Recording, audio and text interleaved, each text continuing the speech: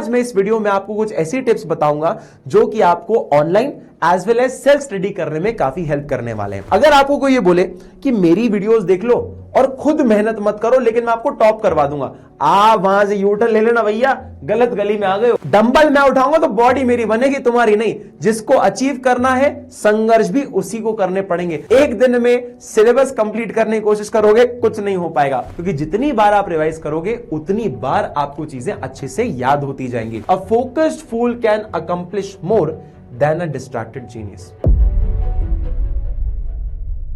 Sir मैं पहले school जाता हूं और स्कूल से आने के बाद 3-4 घंटा मस्त बढ़िया ऑनलाइन क्लास लेता हूं, लेकिन उसके बाद ना मेरे पास सेल्फ स्टडी का टाइम नहीं बचता। इससे हो जाएगा ना? इससे बिल्कुल नहीं होगा। यह हर उस बच्चे की समस्या है जो कि ऑनलाइन स्टडी करता है। प्रॉब्लम यह है कि हमारे दिमाग को एक फॉल्स वैलिडेशन मिलता है कि मैंने 3-4 घंटा आपका लेक्चर तो देख लिया, अब इसको मैं पेपर में लिख दूंगा, आ गए फुल नंबर। लेकिन जैसे ही देखते हो रिजल्ट, फुल नंबर नहीं, एक्सपेक्टेशन से भी कम आते हैं। उधर दिमाग खुलता है और आपको समझ आता है कि यार ये प्रॉब्लम क्या है। अब ये आपको मैं ऑनेस्ट रिस्पॉन्स बताता हूं या ऑनेस्ट रीजन बताता हूं कि किस वजह से ये होता है। शायद ही यूट्यूब में कोई आपको इतनी ऑनेस्टली बताने वाला है। अगर आपको कोई ये बोले कि मेरी वीडियोस देख लो और खुद मेहनत मत करो लेकिन मैं आपको टॉप करवा दूंगा, आप वहां से यूटर्न ले लेना भैया, गलत गली में आ गए हो। क्यों? क्योंकि बेटा डंबल मैं उठाऊंगा तो बॉडी मेरी बनेगी, तुम्हारी नहीं। जिसको अचीव करना है संघर्ष भी उसी को करने पड़ेंगे। बेटा ऑनलाइन बैच में हजारों लाखों बच्चे होते हैं, जिसमें 99.99% वाले भी होते हैं और उसी बैच में उसी टीचर से पढ़े हुए, उसी टीचर के एक्सप्लेनेशन को सेम टाइम सुनते हुए 70, 75, 80% भी आते हैं। उसका जो डिफरेंस है ना, वो डिफरेंस इस सेल्फ स्टडी या खुद की मेहनत से डिफाइन होता है। तो इस बात को याद रखना कि दोनों को मैनेज करना आपके लिए अचीव करने के लिए बहुत जरूरी है। आज मैं इस वीडियो में आपको कुछ ऐसी टिप्स बताऊंगा जो कि आपको online as well as self study करने में काफी हेल्प करने वाले हैं। सबसे पहला रूल है दैट इज 50-10 रूल। ये 50-10 रूल क्या होता है? आप सब लोगों ने केक तो खाया है, अगर आप इसको ओवर कंज्यूम कर लो कि 1, 2, 3 करके सारे पीस खा गए तो अंदर से ना उल्टी करने का मन करता है। तो एक दिन में बॉडी नहीं बनेगी, एक दिन में मेसी, रोनाल्डो, धोनी, विराट कोहली नहीं बनोगे।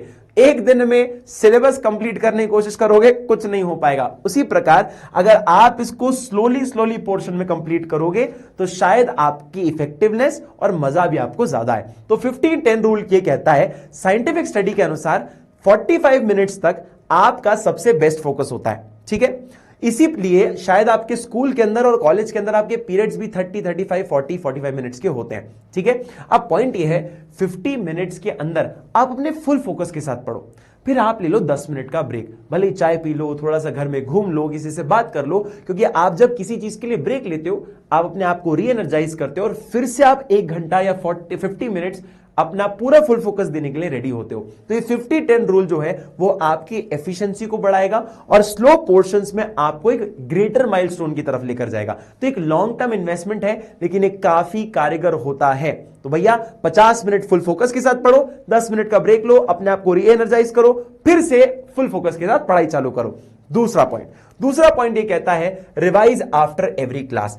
सबसे बड़ी प्रॉब्लम ऑनलाइन बच्चों की ये प्रॉब्लम ये है कि भैया 1.5 घंटा आपको देख तो लिया सर, अब इतनी हिम्मत नहीं बच रही कि हम फिर से उस चीज को वापस रिवाइज कर लें या उसको वापस किताब को खोल लें। क्लास बंद होती है किताब के साथ। तो प्रॉब्लम यही है बेटा, हमारा दिमाग ना एक छोटी सी तिजोरी की तरह है।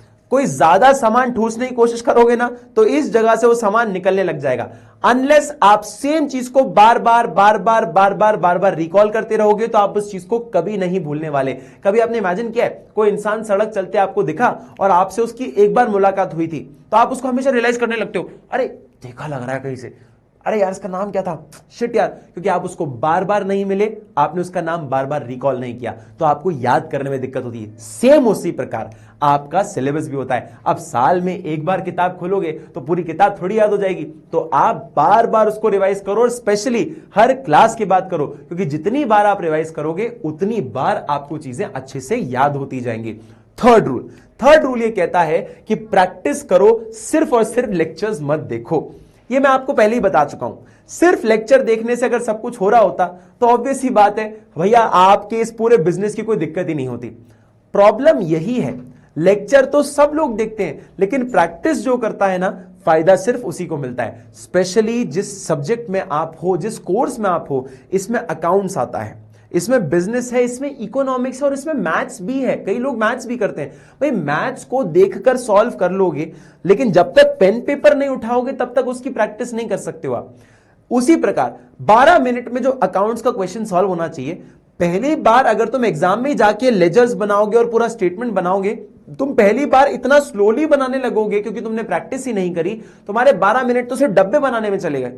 प्रैक्टिस करना जरूरी है। सिर्फ देखो मत लेक्चर, पेन पेपर लेकर बैठो, प्रैक्टिस करो, न्यूमेरिकल क्वेश्चंस को बॉक्स बनाओ, स्टेटमेंट बनाओ। कोई नोट अगर आपको अच्छा याद आया, कोई अच्छा एक्सप्लेनेशन है तो उसको लिख लो कि बाद में अगर टॉपिक ना समझ आए तो किससे पूछेंगे, टीचर से डाउट तो पूछोगे, उसके साथ साथ आप उस एक्सप्लेनेशन को दोबारा पढ़ के अपने टॉपिक को और क्लियर कर सकते हो। तो प्रैक्टिस करते रहो, practice makes a man perfect. ठीक है, चलो नेक्स्ट पॉइंट देखेंगे, मिनिमाइज डिस्ट्रैक्शन। अब ऑब्वियस सी बात है, ऑनलाइन का जमाना है तो इसमें डिस्ट्रैक्शन भी बहुत है। आप जब फोन पे अपना वीडियो देख रहे होते हो या कोई भी लेक्चर देखते हो तो प्रॉब्लम यह है कि उसके बीच में नोटिफिकेशंस आते रहते हैं। कभी इंस्टाग्राम का आया, आपका star boy sent reel Suhani like the photo, ओए सुहानी कौन सी फोटो लाइक करी तुमने।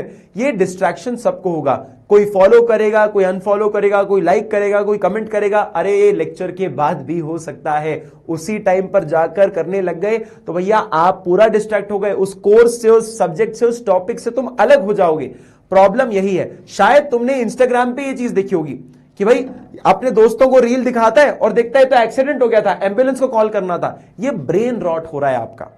बार बार डिस्ट्रैक्ट होने से ना आप पढ़ाई कर पाए, ना आप ढंग से एंजॉय कर पाए। तो भैया जिस टाइम पे जो चीज कर रहे हो उसी चीज को फोकस करो। डिस्ट्रैक्ट होना इतना जल्दी नहीं है। कॉल्स को अगर आए तो उनको एयरप्लेन मोड पे डाल दो, वाईफाई के थ्रू सिर्फ लेक्चर्स को देखो, और नोटिफिकेशंस को, जो भी ऐप आप मोस्टली यूज करते हो उनको बंद कर दो, स्पेशली उस टाइम पर जब आप लेक्चर्स देख रहे हो। ठीक है बेटा, तो डिस्ट्रैक्ट अपना कम से कम हो, बहुत जरूरी है, क्योंकि इसके बेसिस में तुम्हें मैं एक ऐसा शानदार कोड बताऊंगा जो शायद तुम्हारे एक थॉट प्रोसेस को चेंज करे।